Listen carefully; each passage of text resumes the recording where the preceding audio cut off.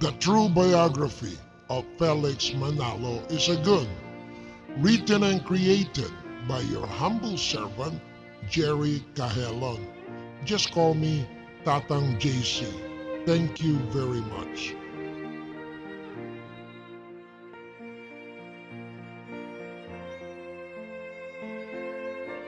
Before I proceed, my very dear brothers and sisters, friends, countrymen, and acquaintances, may you please don't forget to like, share my videos, and subscribe also to my YouTube channel so you can easily follow through on my next significant manifestations or testimonies.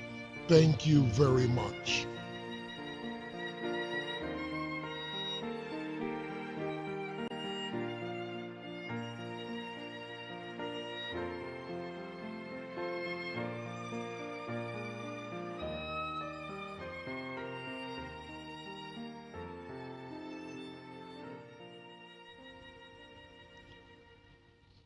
Part 16 of the Biography of Felix Manalo is a good. Before anything else, looking back into the past since August 28, 1935, the sexual lust of Sir Felix Y. Manalo, who founded the cult society called Iglesia ni Cristo, INCorporation, bears another fruit again. This time, Madame Honorata gave birth to his sixth child, the fourth son, who was named Bienvenido, which translates to welcome in English. Wherefore,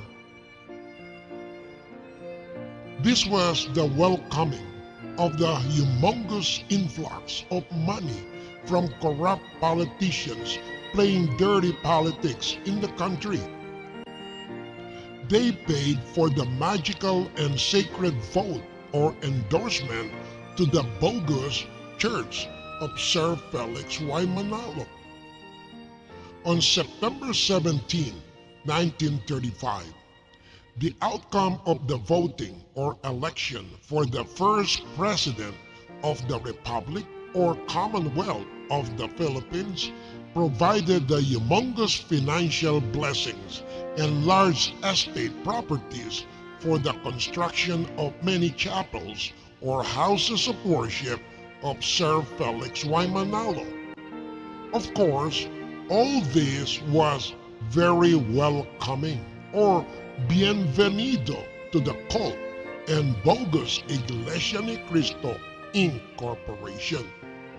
During every worship service before the election, Sir Felix Y. Manalo secretly and strictly ordered all his church makers or emissaries and ministers to promptly preach his bogus dream or fake apparition, which includes the following person. Along with the new conception of Madame Honorata, whereas Bienvenido was still in her womb, and one night within some months before the national election, Sir Felix Y. Manalo had a very colorful dream while in a deep sleep. According to him, an angel from God descended upon and ordered him to support the Nacionalista Party headed by his brother in Freemasonry, Manuel L. Quezon, and the order must be imposed upon the entire brethren in order to please the man, Jesus Christ, accordingly. Consequently, the bogus church of Sir Felix again dipped into filthy politics by foolishly inflating the number of voters within the fraternal organization or INCorporation. It simply means he overly inflated again the number of voting members in his church registry based on the number of chapels or houses of worship built. Shortly, this exaggerated or overinflated number of members in Sir Felix's brotherhood made him the focal point of interest among many crooked politicians. He was courted and offered enormous wealth and secret charitable favors to gain this magical and sacred vote or endorsement. For Sir Felix to attain his wish of extravagant lifestyle and carnal desires, he ordered and dictated his entire brethren to vote in accordance with his bogus dream or fake apparition. Nevertheless, the Wildfowls, or candidates in the Nacionalista Party, won the majority vote at the result of the election. Henceforth, the overwhelming gratitude and indebtedness of these winning candidates to Sir Felix Y. Manalo had risen as high as the heaven. Subsequently, all this was followed immediately by the start of great political influence and acquisition of much power by Sir Felix Y. Manalo from the government of President Manuel L. Quezon, the brother in Freemasonry. Thereafter, the number of chapels or houses of worship built and being constructed dramatically increased, and multiple ecclesiastical divisions were established following one another almost simultaneously in many districts or provinces. Sir Felix was able to suspend and delay the judicial court hearings or proceedings on cases of rape and sexual molestations against him filed by Miss Rosita Trillanes for an extended period of time. In 1938, Sir Felix Y. Manalo was able to travel freely abroad to America, again in order to tour and primarily to satisfy his inherent carnal desires.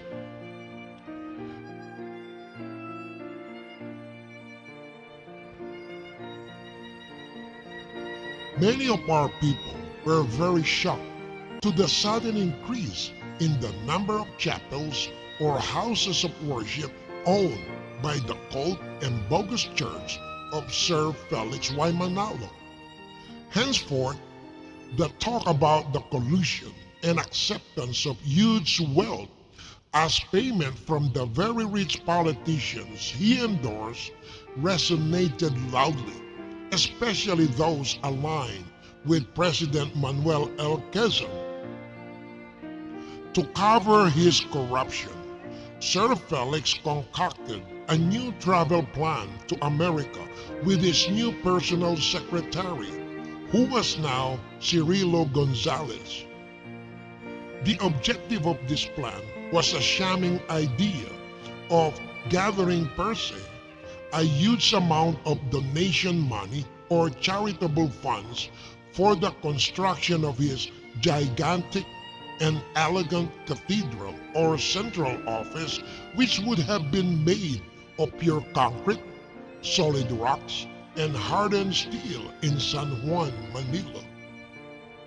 Another mimicking idea with this plan was the invitation per se of the Christian Alliance Society to Sir Felix Y. Manalo for delivering paid speeches and testimonies about God in the very rich country of America. This must be given serious attention and thought about. According to a historical research made during this time, 1938, the religious work of this Protestant group called Christian Alliance Society has not reached the island of Luzon, and yet they only started preaching exclusively in Mindanao until formally registered in 1949 as a society. Therefore, it's kind of obvious how Sir Felix Manalo made a close connection with this distant group.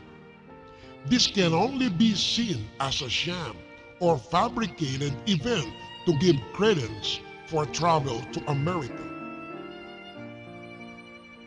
However, the truth about all this is just purely a whitewash, cover-up, an outrage, or a diversionary tactic by Sir Felix, because there was already sufficient money or funds for the construction of this cathedral or majestic central office derived from those crooked politicians who courted the endorsement of Sir Felix Y. Manalo during the previous election.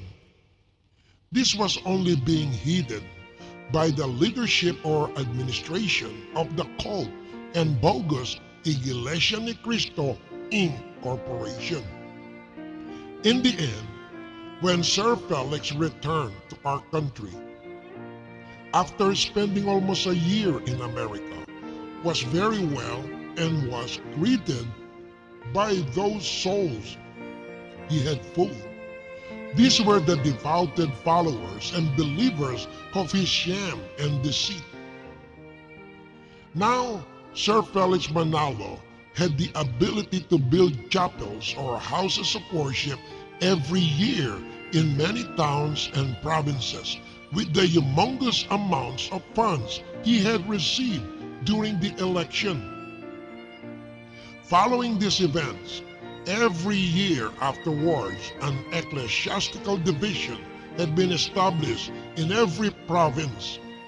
Likewise, the long-awaited vengeance of Sir Felix Y. Manalo had begun. That is, the filing of lawsuits against his enemies who were telling the truth about his sexual perversions. It should have been given back a loaf of bread or goodness to them instead, which is in accordance with the true Christ's behest.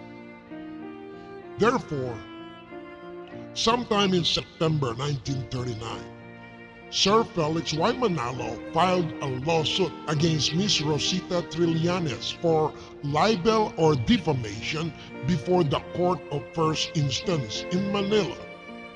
This followed by her immediate excommunication from the cult church, including the division administrator of Tarlac, who was Mr. Raimundo Masilungan. He was after the heart and heartfelt suitor of Miss Rosita Trillanes.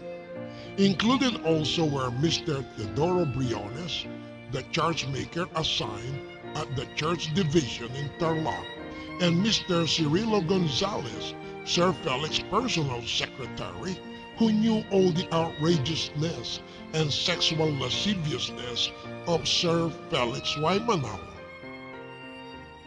This was Sir Felix's favorite way of delivering vengeance to those who tried to expose his fiasco or crookedness, which in fact was already inherited by the present administration within his cult and bogus church.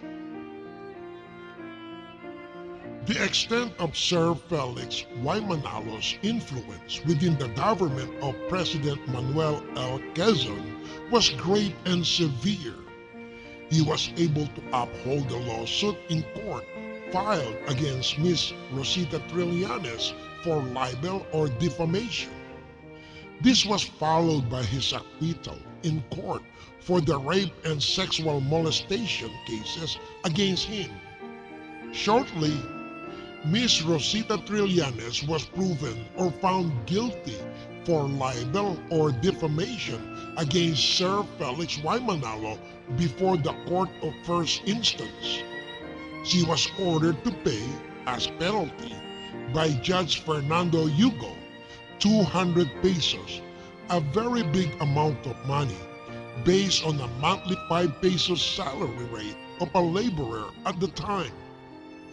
This was published on January 4, 1941 in the Saturday issue of the newspaper Taliba. Hereafter, the succeeding events in the life of Miss Rosita Trillanes became bitter and very harsh.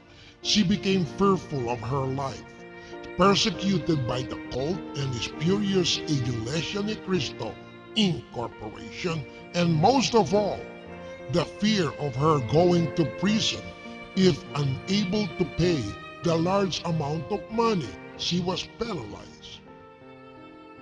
Together with all this, of course, she lost hope in life for being excommunicated from the church which she thought was with and of God, and the humiliation before her acquaintances, friends, and relatives who then on saw her as a liar. However, due to the remaining sympathy from those who knew very well about the truth of the matter and true circumstances, helped her by filing an appeal before the Court of Appeals.